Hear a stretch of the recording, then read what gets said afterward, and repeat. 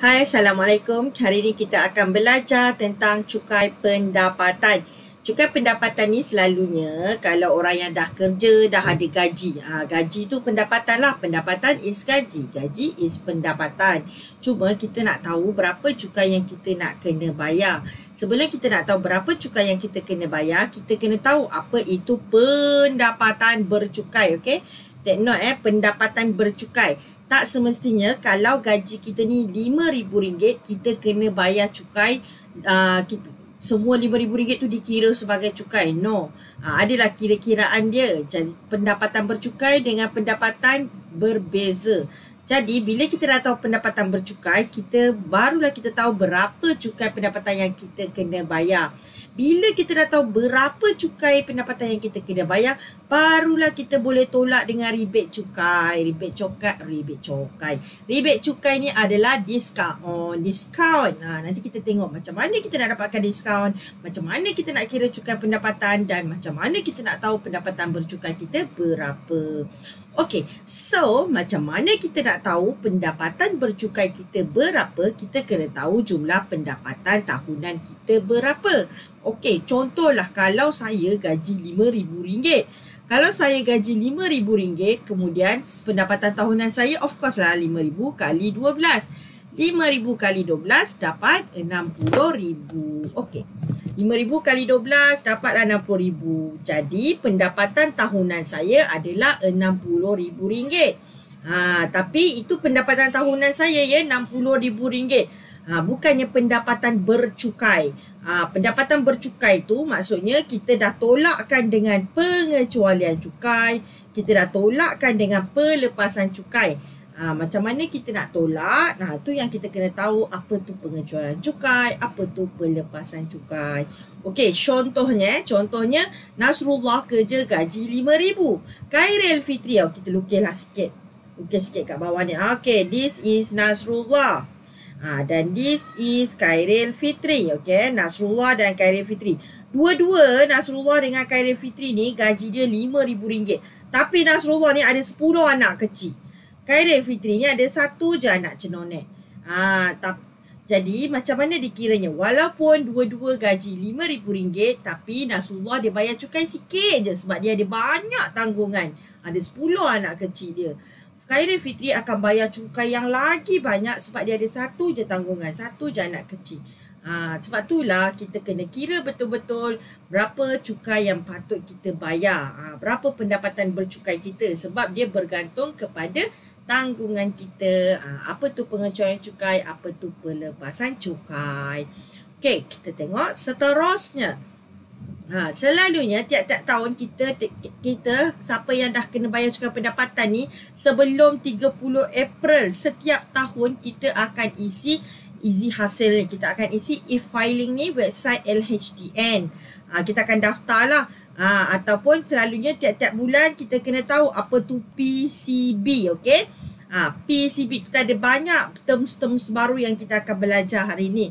Okey, PCB ni bukannya GCB GCB bukannya apa kita injek tu BCG. Darjah 6 tu. PCB ni adalah potongan cukai bulanan. Maksudnya tiap-tiap bulan LHDN ni dah ambil dah duit kita siap-siap. Contohnya gaji saya tiap-tiap bulan LHDN dah ambil RM100 tiap-tiap bulan. Jadi setahun LHDN dah ambil RM1,200. Jadi bila LHDN dah buat PCB, potongan cukai bulanan ni, tu yang saya kena isi hasil ni, isi e-filing ni untuk bagi tahu berapa banyak tanggungan saya, berapa banyak perbelanjaan saya, supaya nanti saya dapatlah potongan-potongan cukai tu, pelepasan cukai, pengecualian cukai. Kemudian saya akan dapat balik duit saya yang LHDN dah ambil melalui potongan cukai bulanan. Okay, kena ingat PCB, potongan cukai bulanan adalah duit cukai yang dipotong setiap bulan melalui gaji kita. Dia bergantung berbeza-beza. Ada orang tiap-tiap bulan kena potong RM80, ada orang tiap-tiap bulan kena potong RM100. Tapi kita boleh claim balik melalui e-filing ni lah. Okay, so daripada e-filing ni, dekat sini lah dia macam ada borang online ni yang kita akan dekat borang online ni yang kita akan isi berapa banyak gaji kita. Dia akan tanya gaji kita, berapa banyak gaji kita isi. Kemudian kalau kita ada dapat duit sewa ke, kita ada buat sewa rumah ke, sewa bilik ke, and then kalau kita ada tulis buku dapat royalty ke, ada dapat duit pencen ke, ada macam-macam lah. Maksudnya semua pendapatan kita kena masukkan dekat situ. Okey, so sebab itulah yang kita kira pendapatan tahunan itulah. Tapi kalau dalam soalan selalu dia bagi siap-siap dah jumlah pendapatan. Kadang-kadang dia akan bagi tahu, contohnya pendapatan Nasrullah RM5,000. Kemudian Nasrullah ada sewakan rumah dapat berapa sebulan. Itu yang kita kena tahu jumlah pendapatan.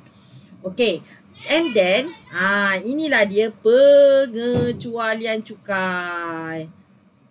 Okey, so tadi ni adalah pengecualian cukai. Apakah itu pengecualian cukai? Pengecualian cukai ni benda yang kita derma atau hadiah yang kita bagi kat orang lain. Maksudnya kita bagi kat organisasi ke, kat kerajaan ke.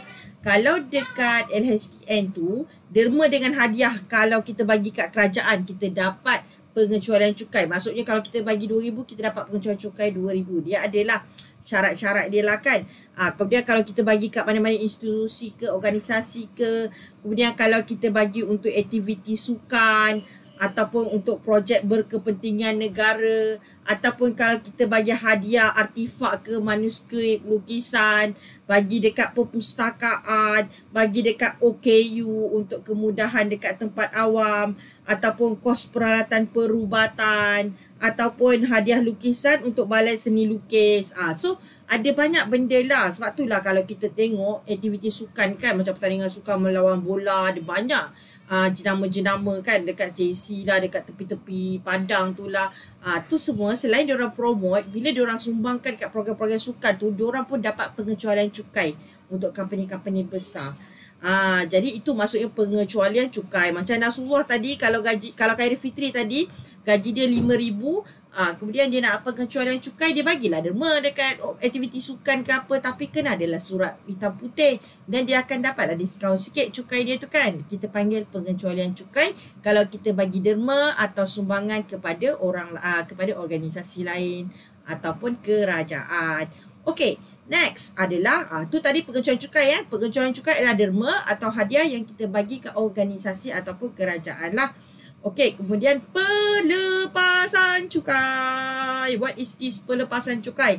Pelepasan cukai maksudnya apa yang kita belanjakan untuk diri kita sendiri ataupun keluarga. Maksudnya, contohnya macam perubatan. Tapi kena ingat, semua ni kita kena simpan resit selama 5 tahun supaya nanti kalau dia nak minta balik, kita boleh bagilah. Okey, kalau ada perbelanjaan perubatan ke, ataupun kalau yang OKU, kita sendiri OKU atau ibu bapa atau anak keluarga kita lah yang OKU, kita belikan kerusi roda ke, belikan tongkat ke, belikan kanta, cermin mata ke, alat pendengaran ke, keperluan OKU tu ke, ataupun kalau kita yuran pendidikan, sambung belajar, perbelanjaan perubatan sendiri. Kalau kita ada beli buku tu semua pun simpanlah resit. Tapi janganlah bahan bacaan terlarang pula, tak boleh. Okey, kemudian kalau kita ada beli komputer untuk kita sendiri, kalau ada beli komputer sendiri, contoh kita beli komputer RM3,000, pun kita boleh dapatkan cukai, dapatkan potongan cukai. Ataupun kita panggil sebagai pelepasan cukai, terlepas daripada cukai. Ataupun kalau kita disimpan dekat SSPN, Skim Simpanan Pendidikan Nasional, ataupun kita ada beli peralatan sukan, banyak aktiviti sukan yang dapat pengecualian cukai, ataupun ada pinjaman perumahan. Okey, kalau kita perasan dekat sini terhad, ada terhad. Maksudnya kalau dekat soalan pun ada banyak yang terhad. Jadi kita kena ambil tahulah yang terhad ni apa. Okey, maksudnya kalau dekat komputer peribadi kalau dekat komputer peribadi tu, dia terhad RM3,000. Maksudnya kalau kamu beli komputer tu RM5,000, kamu boleh claim diskaun pun maksimum RM3,000. Kalau dekat soalan tu dia tulis RM5,000, kamu tolak RM3,000 je sebab dia tulis terhad RM3,000. Bergantung, kena tengok terhad tu berapa. Okey. So next Apa lagi yang kita dapat pelepasan cukai? Ni yang saya cakap, kalau anda semua anak 10 dapat bayar diskaun, dapat bayar cukai lagi sikit. Maksudnya kita tengok anak kecil bawah 18 tahun, kita kali dengan 1000. Kalau 10 kali 1000 dah 10,000 diskaun cukai. Sebab itulah kerajaan bertimbang rasa ikut kita punya tanggungan.